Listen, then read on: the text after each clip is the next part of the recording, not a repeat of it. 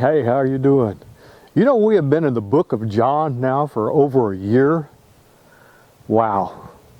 Last week we got to see the wonderful story of the resurrection. Got to see how Mary Magdalene was the first person that Jesus showed himself to after the resurrection. We're going to go a little further into chapter 20 this week, and we're going to see how Jesus then appeared to the disciples. And the disciples saw him in that upper room. They were scared, you know, like many of us are scared right now.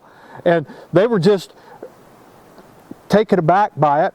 And then along comes Thomas. Thomas wasn't there when Jesus first appeared to him, and he didn't believe. He was the doubting Thomas.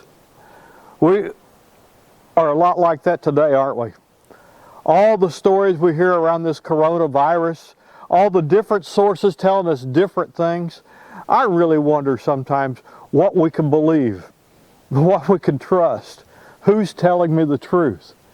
And so we're going to be looking a little bit about that this week as we start to get to the end of John and looking in chapter 20 there. But one thing we can count on, and one thing we can be sure of, and that's what John told us towards the end there about the whole reason he wrote the book.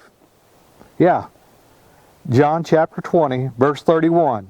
He says, "But these are written so that you may believe that Jesus is the Christ, the Son of God, and that by believing you may have life at his name." Everything else may scare you to death right now. Jesus can be your rock. Jesus can be the place that you rest. All this other stuff, I don't know about. Jesus, I know about. See you Sunday.